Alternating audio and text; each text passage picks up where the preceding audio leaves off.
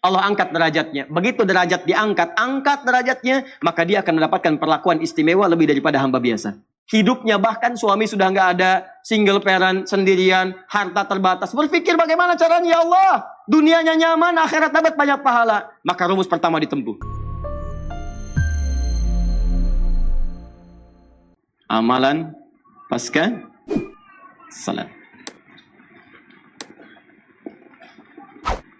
Subnya tentang ragam rizki dalam Al-Quran. Ragam rizki dalam Al-Quran dan Sunnah. Ya. Saya akan lebih lambat untuk menguraikan supaya mudah untuk dipahami. Hati-hati, pembahasan ini akan melahirkan rahasia besar yang tidak banyak orang mengetahuinya. Orang dulu sudah praktekkan dan berhasil, dan kita berharap mudah-mudahan Allah turunkan kepada kita juga, ya. Perhatikan sini. Hadis riwayat Ibnu Majah, nomor hadis 925, yang telah kita bahas di pertemuan lalu, bahwa ada doa yang sering dibacakan oleh Nabi Sallallahu Alaihi Wasallam setiap selesai menunaikan salat. Doanya sangat singkat. Allahumma inni as'aluka ilman nafi'a wa rizqan thayyiba wa amalan taqabbala. Ya Allah, hamba mohon kepadamu, anugerahkan hamba ilmu yang bermanfaat, rizki yang terbaik, dan mohon terima amalan hamba ini. Kemudian ada rumus dalam Al-Quran, setiap doa kalau sudah dipanjatkan, maka mesti diikhtiarkan. Karena doa itu bersanding dengan ikhtiar. Mustahil Allah sekadar mengabulkan kalau tidak ada ikhtiar. Misal, saya telah contohkan Quran surah ketiga Ali Imran ayat 35 sampai 37. Ibunda Maryam Hannah bermohon kepada Allah sejak mengandung, ya Allah, mohon jadikan anak ini anak yang soleh, terjaga dari maksiat, dekat denganmu. Apakah cukup dengan berdoa? Tidak. Awas, hati-hati. Ketika kemudian dilahirkan, setelah berdoa itu kemudian bertahap lahir, maka apa yang dikerjakan? Beliau ikhtiarkan doanya dengan ikhtiar yang luar biasa. Supaya anaknya soleh, dicari pengasuh yang soleh. Nabi Zakaria. Makanya saya sering katakan, kalau Anda pengen anaknya baik, maka cari guru-guru yang baik. Anak ingin pintar, cari guru yang pintar. Anak ingin pintar dan baik, maka cari guru yang pintar dan baik. Sekolahkan di tempat-tempat yang baik. Yang kedua, ibu bapaknya bikinkan mihrab, tempat untuk belajar khusus dan tidak terganggu dari perbuatan yang kotor. Ini rumus pada kita. Begitu anak lahir, Anda didik, carikan guru yang baik, cari sekolah yang baik, yang selain membuat dia pintar, mendekatkan dia dengan Allah Subhanahu wa Ta'ala. Itu rumus. Tapi poinnya, doa tidak dicukupkan dengan permohonan, tapi harus disandingkan dengan ikhtiar. Maka demikian pula ketika kita meminta, ya Allah, berikan saya ilmu yang bermanfaat. Kita telah bahas di pertemuan yang lalu, bagaimana cara mendapatkan ilmu sesuai dengan doa yang telah kita mohonkan. Nah, ketika kita berkata, ya Allah, anugerahkan saya rizki terbaik, maka Allah tawarkan, ini ada 8 jenis disebutkan dalam Al-Quran. 8 jenis rizki yang kalau kemudian kami lakukan, kamu lakukan ikhtiarnya dengan 8 cara ini, maka kata Allah, saya akan limpahkan kepadamu rizki tanpa batas. 8 jenis ini, sebagian telah kita bahas. Kemarin kita bahas rizki dengan cara bersyukur. Sekarang kita akan bahas satu rahasia dalam Al-Quran, yang kalau Anda lakukan ini, maka rizki bukan hanya Allah berikan pada orang itu, tapi semua anggota keluarga dan kerabatnya akan diberikan bagiannya. Jadi yang dapat satu orang, yang mengerjakan satu orang, tapi yang kebagian hampir semua yang terkait dengan kehidupannya. Bapaknya bisa dapat, ibunya dapat, yang hebat, adiknya dapat, kakaknya dapat, temannya bisa dapat, gurunya bisa dapat. Rahasianya ada di Quran surah 17 ayat 31. Paling kanan sebelah atas. Quran surah 17 Al-Isra ayat 31.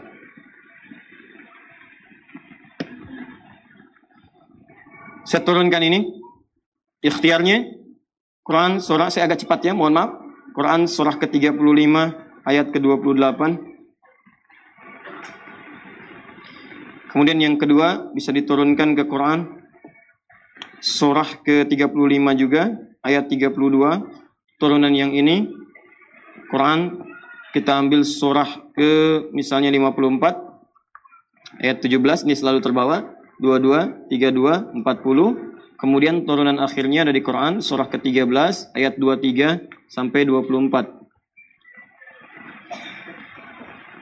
Kalau Anda naikkan ke sini, yang ketiganya Quran surah ke-4 misalnya ayat ke-69.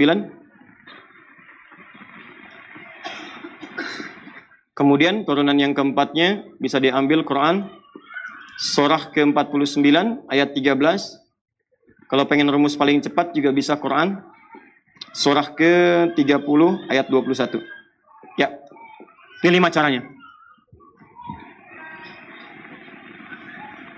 Anda akan berdoa, ya Allah, anugerahkan saya rezeki terbaik. Lalu Allah berikan jalan, 8 jalan. Ini cara mendapatkan rezeki terbaik. Kamu kerjakan. Kalau kamu kerjakan ini, awas.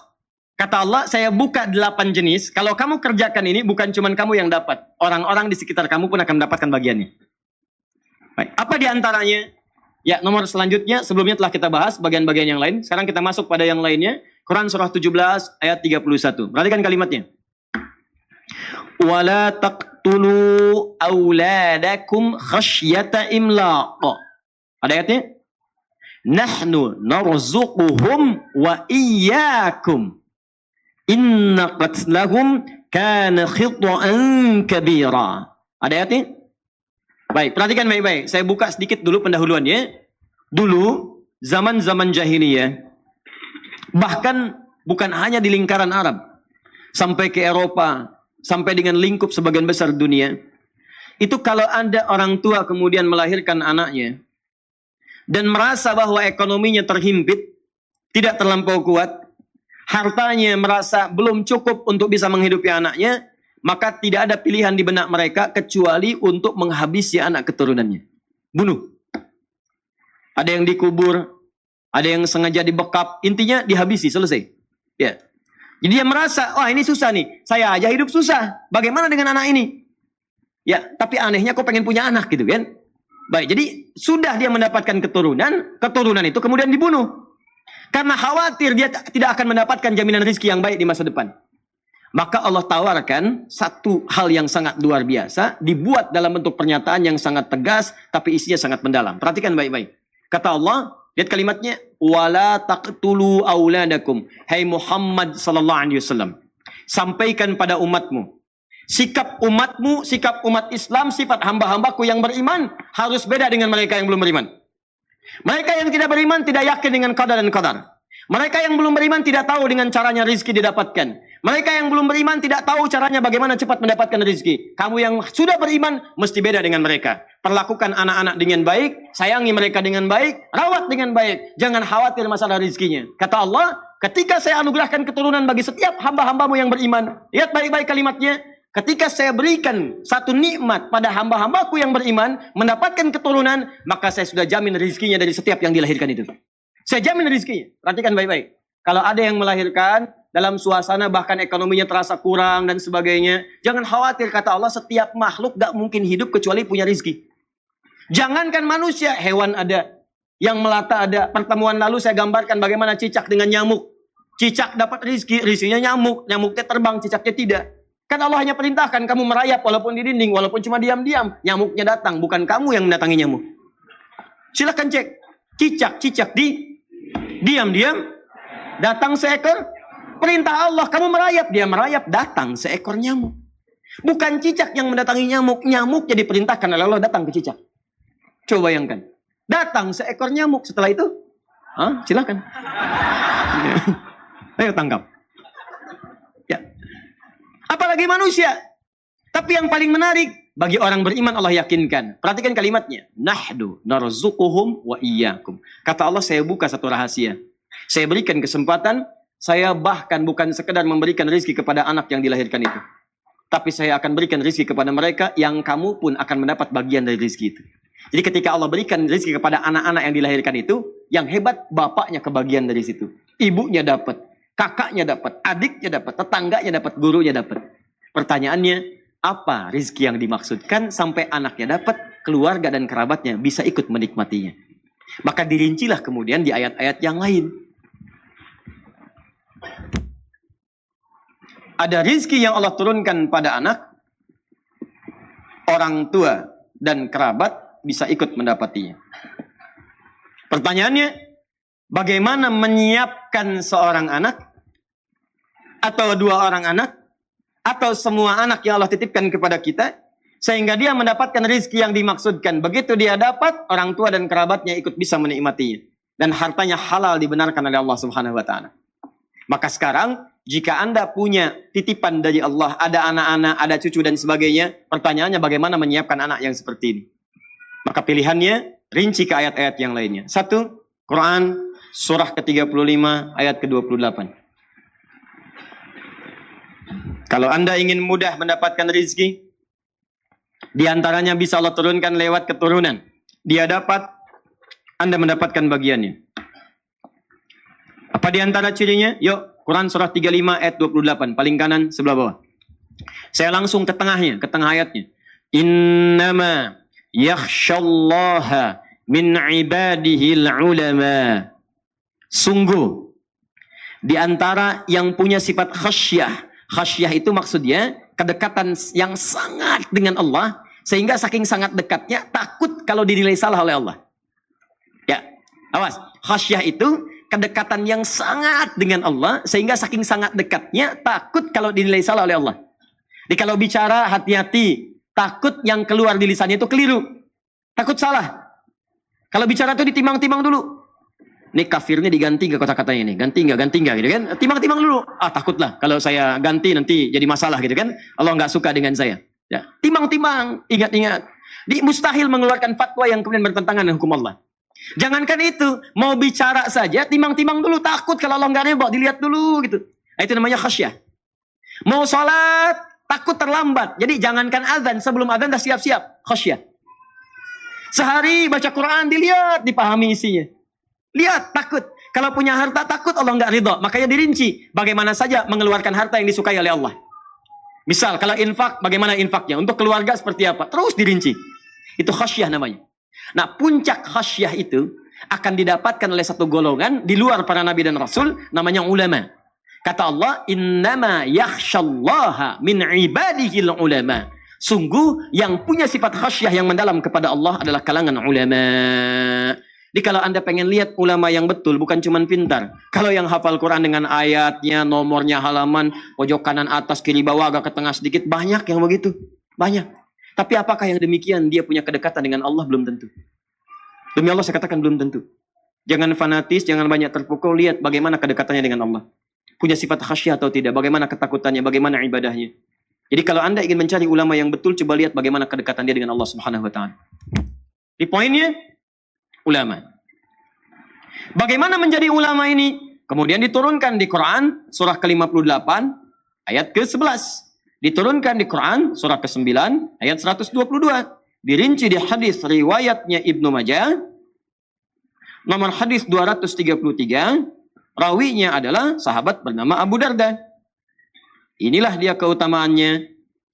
Kemudian dicontohkan lewat seorang sahabat Nabi namanya Abbas. Dicontohkan oleh sahabat Nabi namanya Umar. Dicontohkan oleh sahabat Nabi namanya Amr. Dicontohkan oleh seorang perempuan sahabat Nabi, single parent, namanya Malikah.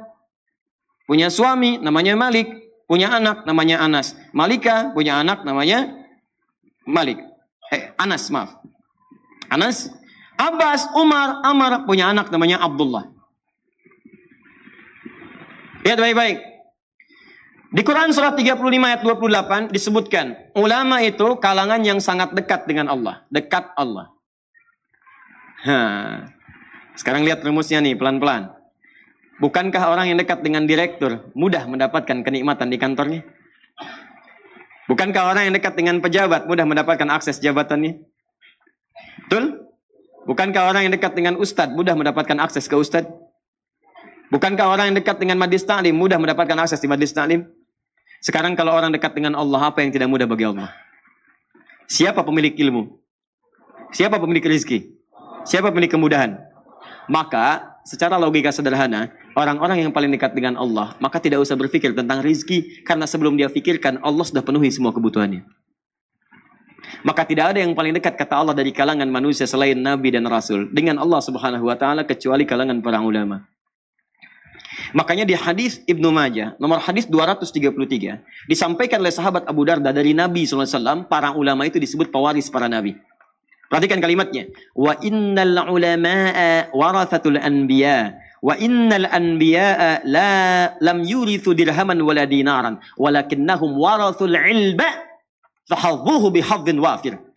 Sungguh para ulama itu pewaris para nabi. Para nabi itu tidak mewariskan dinar dan dirham, tapi mewariskan ilmu. Makanya kalau Anda pengen kata Nabi, perhatikan kalimatnya, ambillah ilmu warisan Nabi itu.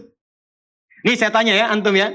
Antum dapat warisan dari orang tua. Orang tua antum nih, bukan Nabi, bukan Rasul. Mewariskan harta 1 miliar. Mau diambil gak?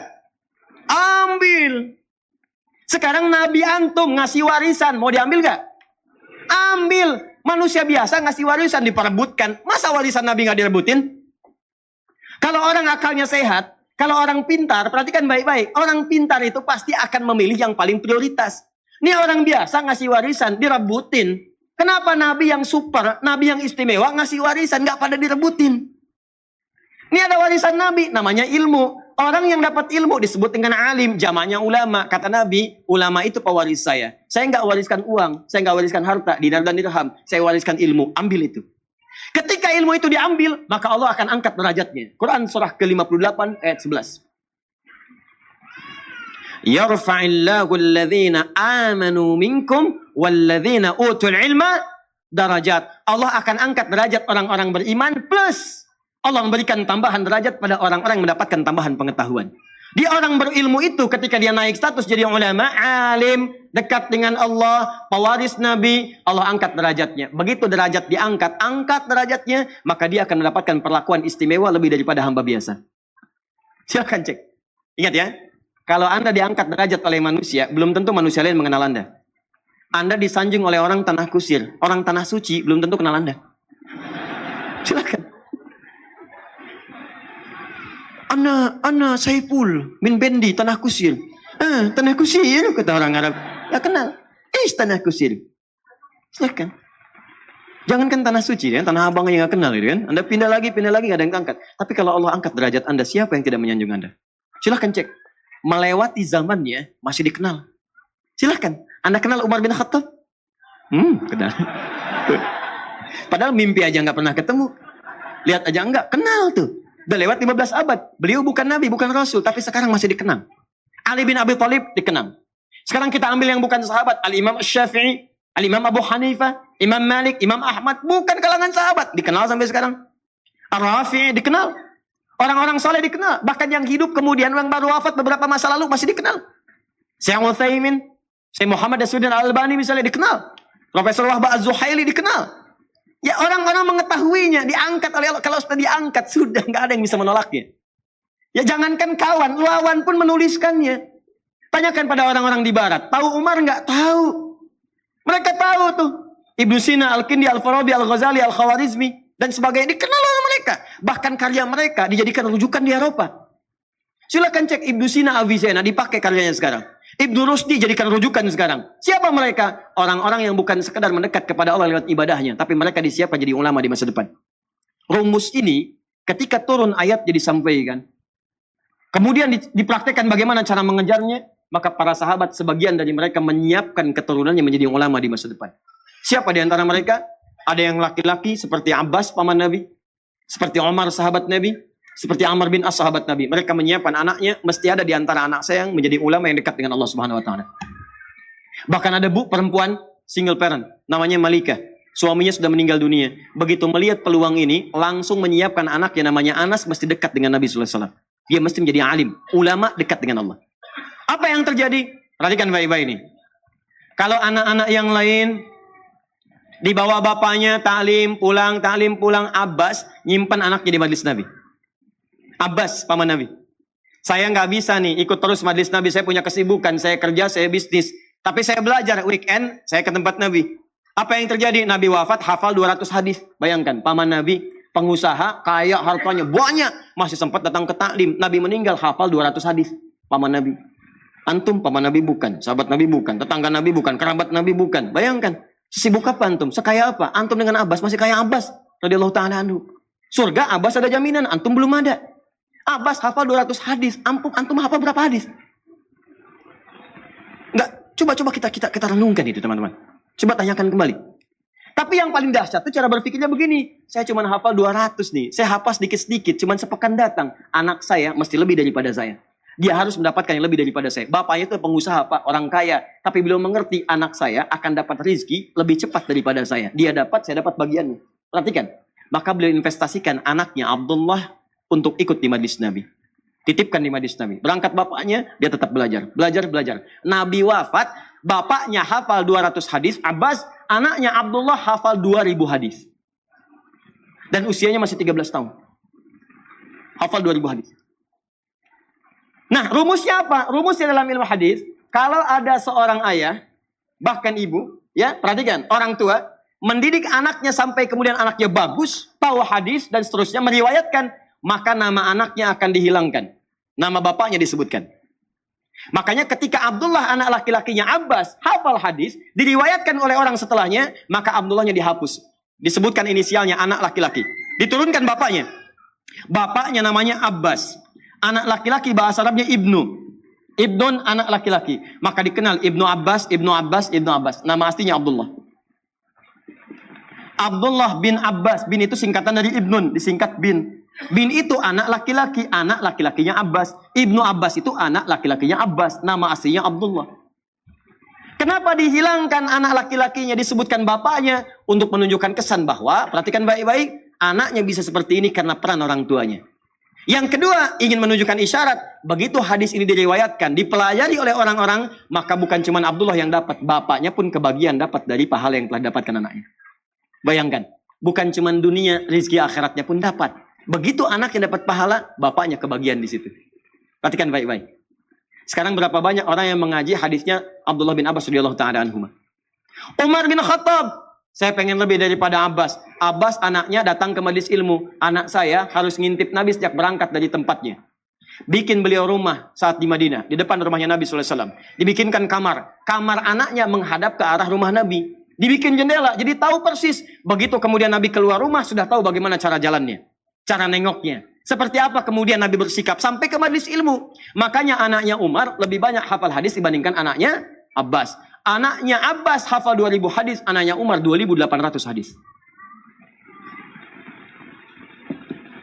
Anaknya Amr, lihat Amr bin As, Abdullah bin Amr bin As. Anaknya Abbas tahu kemudian hadis, tahu tafsir. Anaknya Umar ngintip-ngintip Nabi, tahu juga hadis. Anak saya mesti tambah hadis plus fikih. Maka sejak kecil diajarkan langsung hadis fikih, hadis fikih, hadis fikih. Usia 9 tahun udah minta ke bapaknya, "Pak, saya pengen nikah karena saya sudah hafal bab nikah." Paham fikih dan sebagainya. Anak Abbas nunggu di majelis ilmu. Anak Umar dibikinkan rumah. Malikah seorang single parent. Satu anak. Punya anak namanya Anas. Beliau melihat yang satu ke majelis Nabi, yang satu ngintip-ngintip. Anak saya nggak usah nunggu, nggak usah ngintip, datang ke rumah Nabi. Digandeng, dibawa, disampaikan. Ya Rasulullah, ini anak memang kelihatan masih kecil, tapi dia punya kemampuan kuat. Tolong jadikan pembantu Anda. Tolong jadikan pembantu Anda. Nanti kalimat ini akan ditiru oleh orang-orang setelahnya untuk mencari celah bagaimana caranya anak ini bisa dekat dengan ulama. Maka cara paling mudahnya bawa ke rumahnya supaya mempelajari semua apa yang ada dalam rumahnya. Jadi kalau di luar rumah cuma lihat di luar saja, tapi kalau di dalam rumah kan kelihatan semuanya. Bagaimana saat akan tidurnya, bagaimana saat makannya, bagaimana saat minumnya dan sebagainya. Maka Nabi tersenyum, beliau tahu. Kata ibunya ini, kata Malikah, ambil anak saya sebagai pembantu. Nabi tahu. Ini paling pengen belajar. Pengen belajar. Kata Nabi, ya dia boleh membantu saya. Datang ke rumah. Belajar di rumah Nabi. Setelah Nabi wafat, membantu Nabi wafat, maka setelah wafat itu ditanya, "Hei Anas, selama kamu membantu Nabi, apa kalimat yang paling sering didengar dari Nabi?"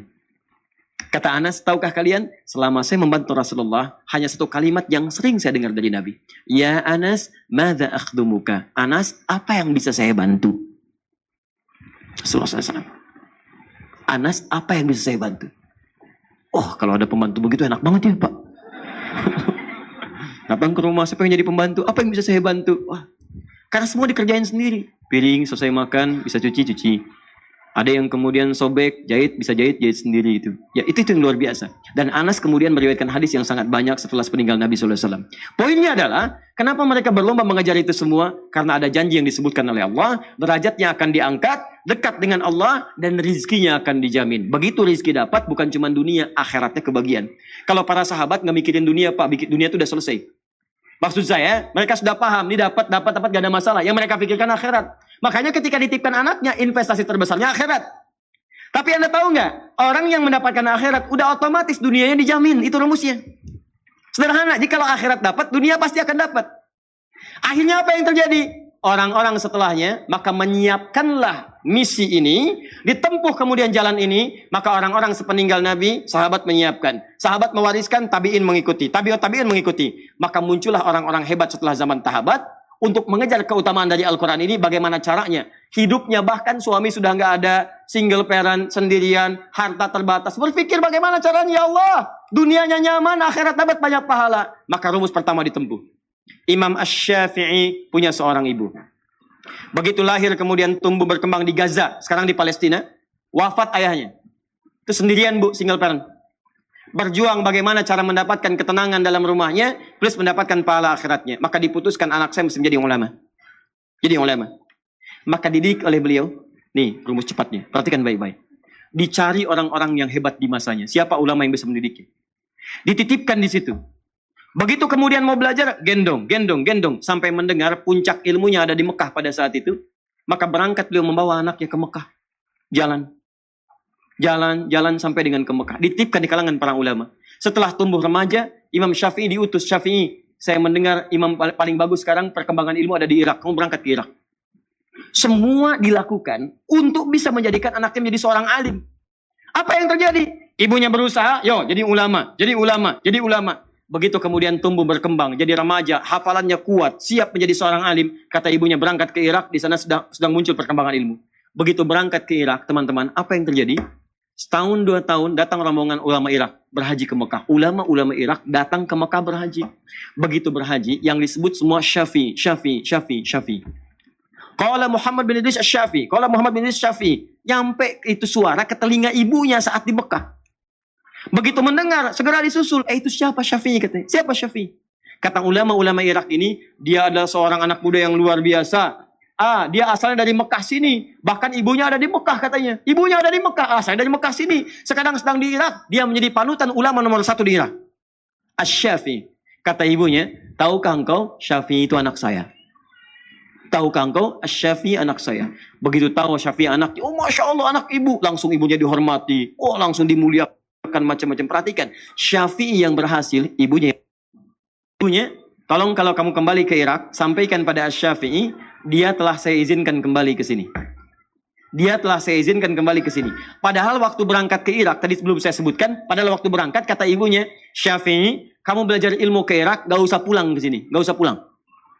Kamu belajar ilmu ke Irak, gak usah pulang. Saking pengennya anak jadi ulama, gak usah pulang, kata ibunya. Kesana aja. Begitu sudah mendengar Syafi'i jadi ulama, kata ibunya kepada ulama Irak, katakan pada Syafi'i, dia boleh pulang sekarang. Pada kalimat awalnya, nggak usah pulang. Bahkan ada riwayat mengatakan, nanti aja ketemunya di surga di akhirat. Berangkat aja, nanti ketemu di surga di akhirat. Begitu mendengar anaknya sudah jadi ulama, silahkan pulang. Begitu disampaikan kepada Asy-Syafi'i di Irak, senangnya luar biasa. Kata Asy-Syafi'i, saya akan pulang. Begitu tahu akan pulang, mendengar guru besar akan pulang, semua orang-orang Irak itu menyiapkan bekal untuk Syafi'i. Ada yang ngasih unta, ngasih makanan, ngasih ini bekal, sampai terkumpul 100 ekor unta. Plus dengan isinya. Bayangkan, Asy-Syafi'i nggak pernah tercatat. Asy-Syafi'i pernah kerja di perusahaan A. Asy-Syafi'i pernah berdagang. Asy-Syafi'i pernah bisnis.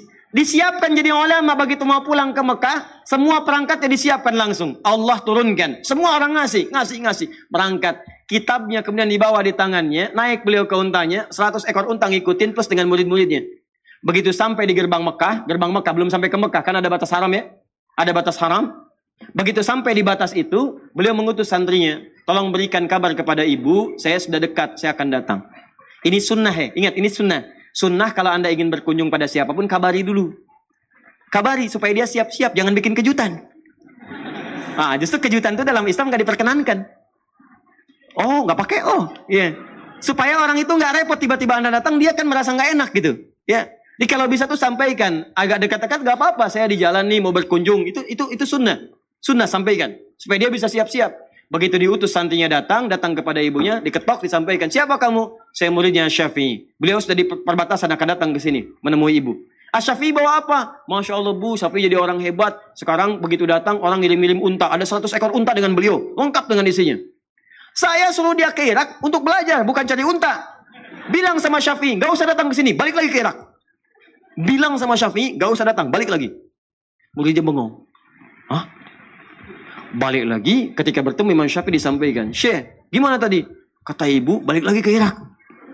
Balik lagi. Kamu bilang apa sama ibu saya? Saya bilang, Syekh udah jadi saya besar, ulama besar, datang dengan 100 ekor unta. Kamu salah. Kenapa kamu bilang begitu? Maka diutus lagi yang lain, kamu datang ke ibu saya, kalau tanya, bilang, Syafi'i telah bawa kitab. Datang dari Irak, bawa kitab. Dan saya katakan, berikan semua unta ini, semua sedekahkan untuk orang Mekah yang membutuhkan. Berikan semuanya. Maka Syafi'i perintahkan 100 ekor unta itu dengan semua isinya dibagikan ke orang-orang Mekah, disedekahkan. Tinggal satu kitab dengan beliau di tangannya. Katakan pada ibu saya, Syafi'i datang pulang dengan membawa kitab di tangannya. Nggak bawa unta lagi. Datang muridnya, begitu datang ke ibunya. Bu, kamu siapa?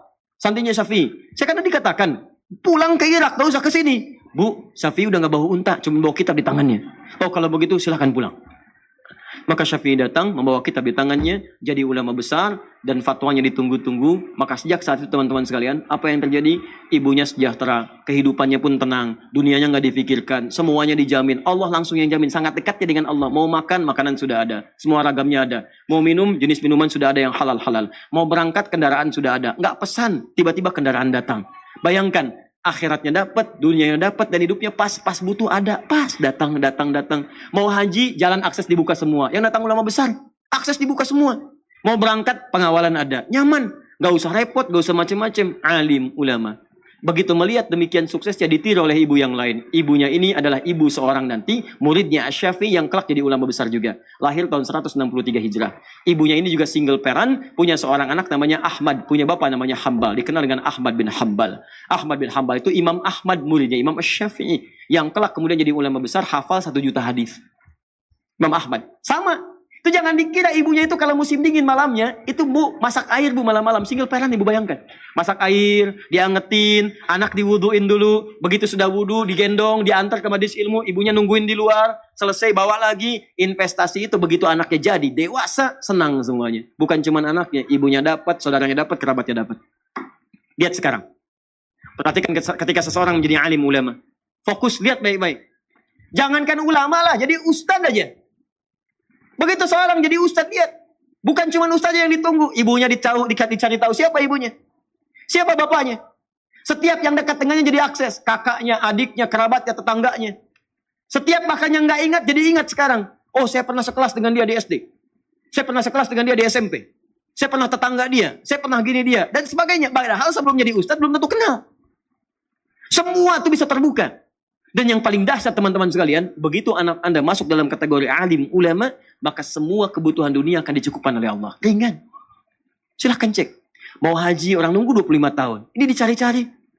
Pak, bisa nggak bimbing kami? Pak, bisa nggak travel gini? Boleh saya haji, tapi boleh nggak ibu saya ikut? Pak, jangankan ibu, bapak ikut boleh, kakak ibu boleh, anak boleh, silahkan. Bapak kami kasih kuota deh, 10 orang, silahkan ikut. Orang nunggu 25 tahun, dia cuma nggak nunggu, ditawarin, 10 orang boleh ikut. Saya ini ulama bukan, syekh bukan, ustadz ilmu masih dikit. Tiba-tiba ketemu dubes Saudi. Syekh Adi, ini ada yang mau haji. Terus gimana? Antum ikut ya, berangkat. Antum jadi amir. Amir. Gimana sih amir? Saya kan bukan ulama besar, bukan biasa-biasa, ilmu saya sedikit. Pokoknya antum ikut. Terus bagaimana dengan yang lain? Yang lain siapa? Saya punya ibu, saya punya kakak. Saya berikan 24 jatah.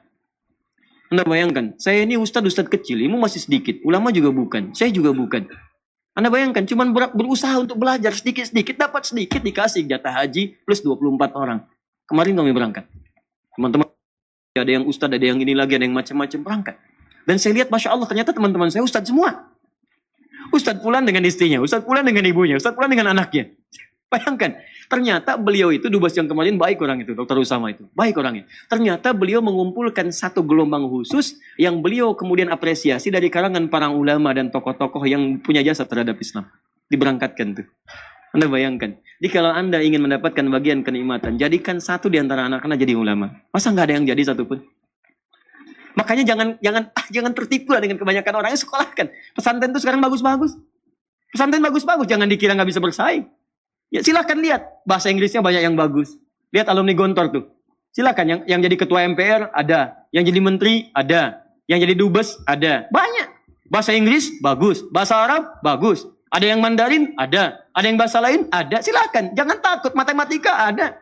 Yang jago matematika, jago fisika, jago kimia. Jangan dikira kalau ketika Anda jadi ulama, Anda kehilangan dunia. Tidak.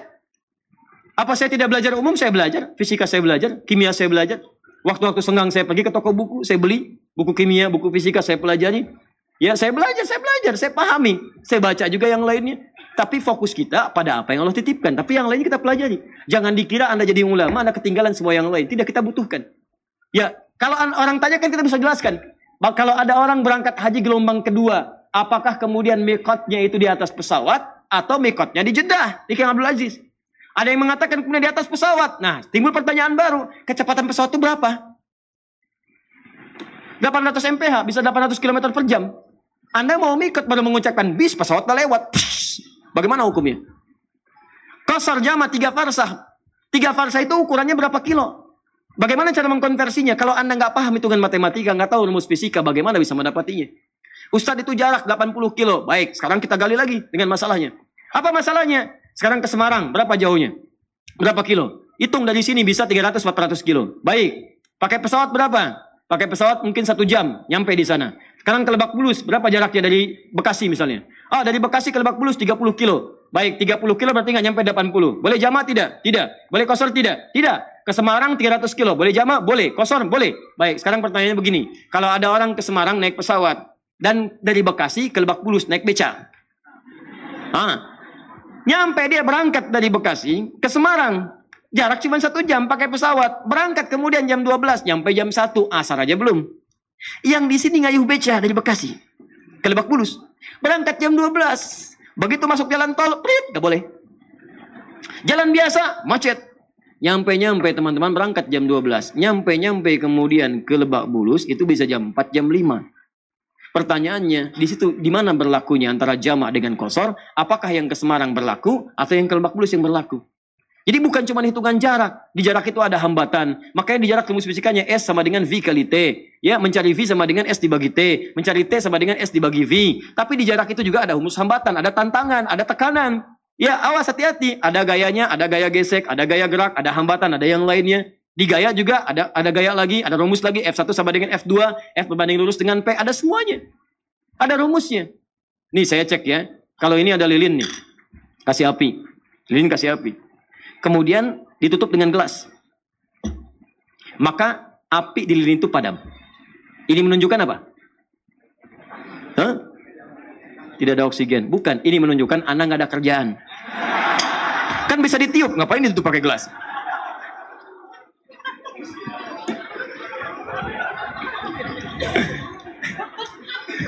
Bisa ditiup kok pakai gelas ditutup.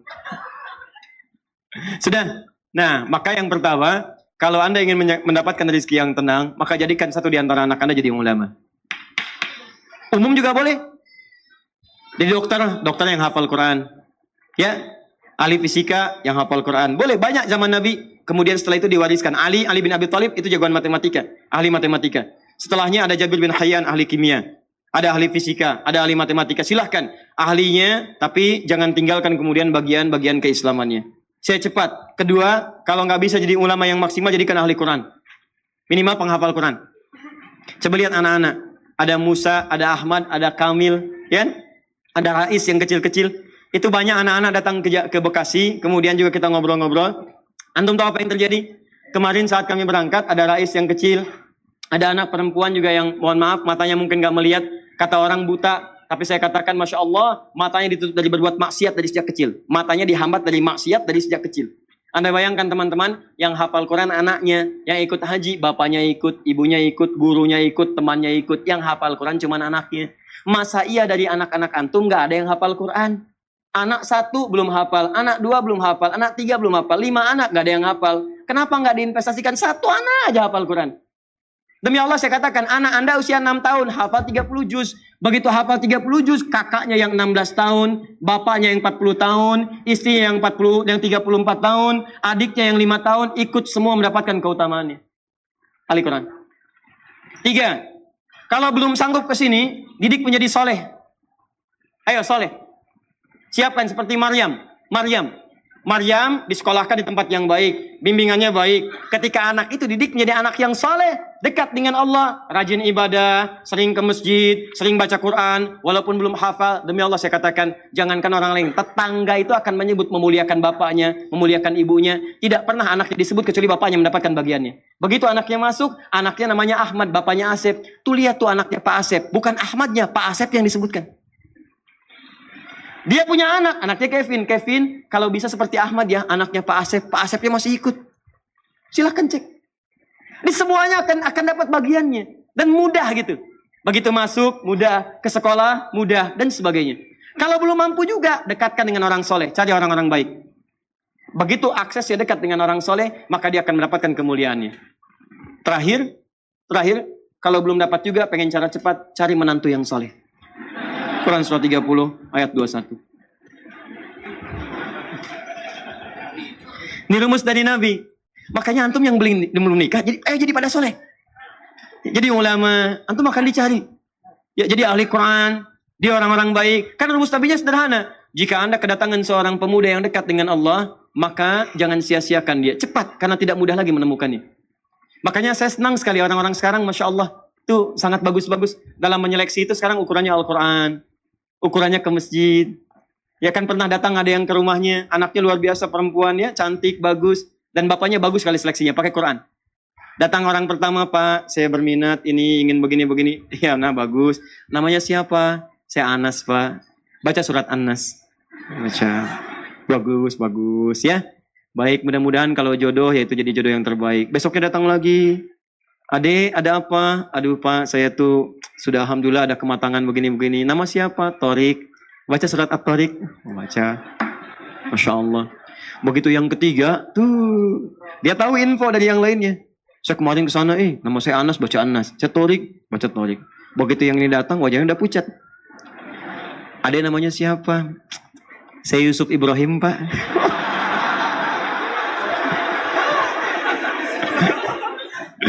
Aduh, udah harapan tipis tuh kan. Oh, kalau begitu baca. Oh sebentar Pak, sebelum disuruh baca. Tapi panggilan sehari-hari, kulhu.